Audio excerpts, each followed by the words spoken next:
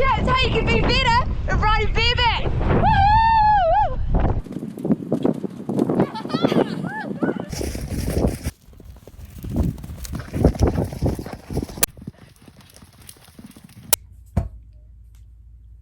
So hard to do.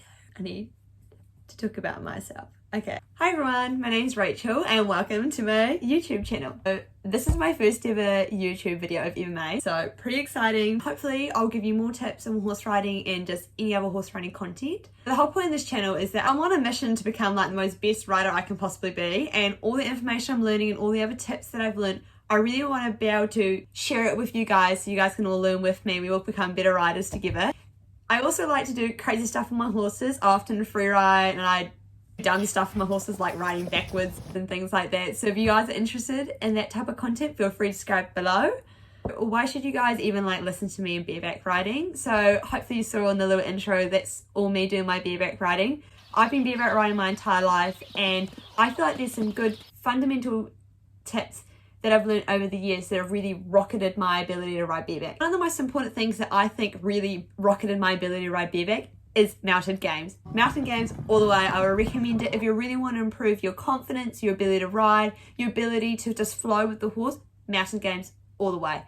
So I rode very competitively in my younger years, not so much now, but everything I learned still really applies to my ability to ride these days. So I'm not going to tell you to go, no, I would recommend you to go do some mounted games, but I want to break down the fundamental tips that I learned through my ability of riding mounted games that really boosted my ability to ride bareback. So tip number one is that mounted games riders are always riding without their hands, often their feet aren't in the stirrups. So we're just like galloping down the line as fast as we possibly can without touching the reins or our feet in the stirrups, just hanging on with our seat. So how can that apply to you guys? So the more you guys can ride in the saddle without holding the reins and trotting and even just walking, starting at the walk, trotting and then building up to the canter with just sitting in the seat with your feet in the stirrups to start off with, it's a bit, don't jump straight into it. But riding without holding onto the reins and just allowing yourself to sit in the saddle and really just let the horse go without touching its face will dramatically improve the ability you have to balance in your seat. I highly recommend you to start the walk in a safe area, and please don't do this on horses that bolt off because, you know, wouldn't be very fun. Go for a walk around and just take your hands off and just try make your way around without really holding on with your hands. Slowly by slowly, as you get stronger and better at riding, you can work up to the trot and then eventually to the canter where you can be cantering along and fully, you know, use your hands in that while just sitting in the seat in the saddle. And so this means the more you can ride without your hands in the saddle, the more can apply to you riding bareback and balancing yourself better and just sitting and riding the horse. A bonus will be when we get to the stage where you can canter along and fully, you know, rotate your body, and well, like, it's a bit on the extreme side, but like the more rotational ability you have with to able to use your hands will make you rely so much more on your balance and therefore, you know, ride better bareback.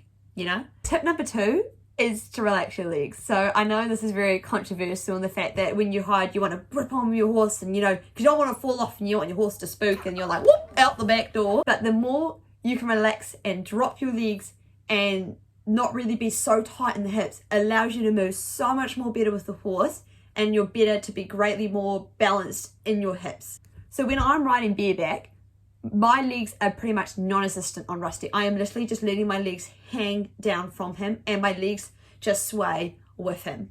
I just find this helps me relax a lot more and just helps me go more into my deep seat when riding bareback. It is very different from riding bareback than it is with the saddle in regard into your seat.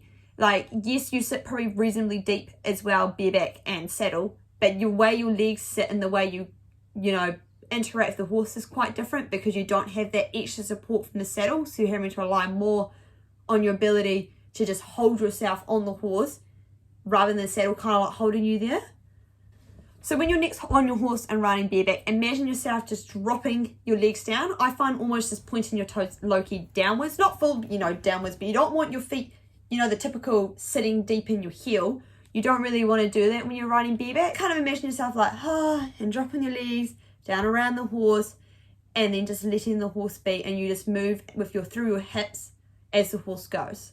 Bear in mind though, like the only time I ever really grip the horse is more when the horse like gets a fright. Obviously I go whoop because I don't want to fall off, but other than that, I'm not really gripping. I'm just allowing myself to move through my hips and just kind of balancing myself through my lower body. So I feel like that tip with the relaxing of your legs kind of then, you know, goes into tip number three. Number three, it is to allow yourself to flow more of the horse. So as you find yourself dropping your legs and allowing yourself to sit into the saddle and your hips to move more, your main focus should be to allow yourself to flow with the horse. The more tense you are, and that kind of bears in mind with gripping, with hanging on and with your legs, hinders your ability to flow with the horse. So if your horse spooks or kind of takes off or does anything silly, it's harder to not have your body, you know, go out the front door. Where you're riding with your relaxed hips, you're flowing a lot more with the horse and just moving your hips alongside with the horse. So for example, Rusty is very spooky and he'll often spook and kind of slide to stop. I just kind of like just flow with it, and my body just tends to just react in a way, and I just grip on a little bit and then I'm fine. Bear in mind, you know, all horses are different, and there's the odd horse, no matter how, you know, you just sing it. But hopefully these tips I'm giving you will help you improve the ability, you know, to hang on and to deal with these type of situations. Tip number 4, I feel like, is also the ability to just trust yourself. So that also then goes alongside with relaxing your legs to therefore flowing with the horse, and then therefore trusting yourself. I can understand how hard it is when you're nervous, especially when you're riding bareback, when you're not really comfortable doing this type of stuff. Oh my gosh, that's scary. How hard it is to not actually, you know, you obviously want to trust your horse, but it actually also comes down to the ability to trust yourself. So you obviously just need to be patient with yourself and realize that your balance and your ability to stick on the horse isn't going to happen, you know, like that. Mine's been over years and years and years, but it's through my years of just doing stuff bareback and just realizing the confidence in myself that, hey, I don't actually need to be tense and grip onto this horse because if it spooks, I want to fall off.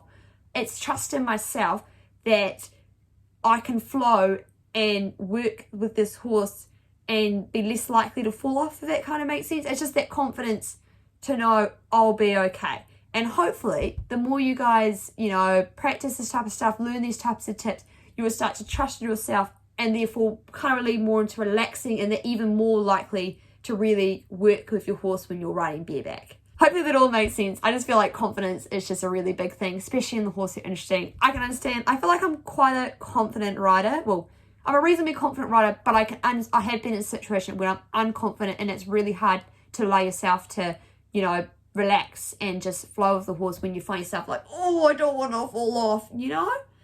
Just be kind to yourself.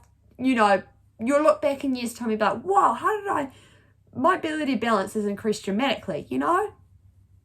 You got this, guys. I believe in you. Okay, so I keep forgetting what number I'm up to. Tip number 4.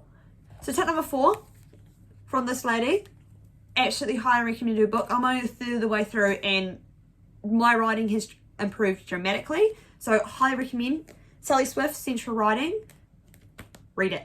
So the tips that I read from her book that I feel like can really apply to your bareback riding, and that's kind of tying into relaxing your legs and just pretty much just relaxing and flowing with the horse. So there's 2 things. 1, don't forget to breathe, but you need to breathe correctly. So I didn't actually realize I was doing this. You don't breathe through your chest, you breathe through your belly. So, you know, imagine like a pipe going through your entire system. So when you're breathing, I'm always like breathing down to my toes.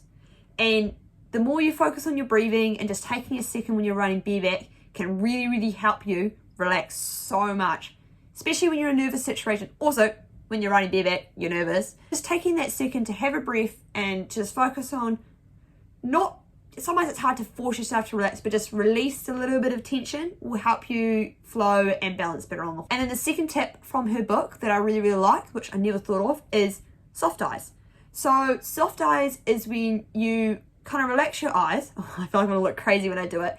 And you imagine yourself as looking to see how much you can see in your vision.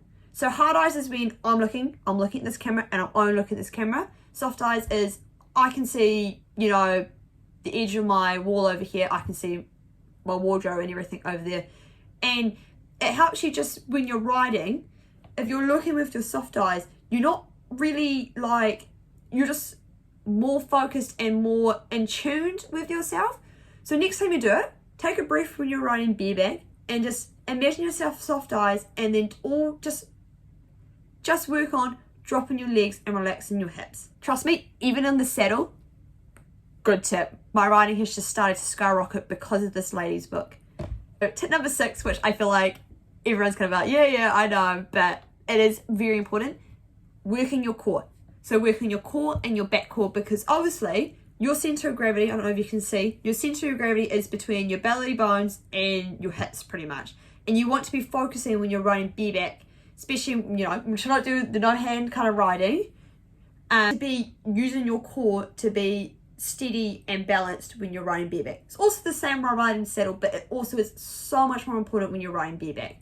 So any deep core exercises, so there's your cliche, you know, like dead bugs, planks, leg raises, the jelly bean one, that one's really hard. So just any of your typical, your ones you search at deep core exercises, highly recommend even going on YouTube and just doing one of them like 5-6 minutes core one.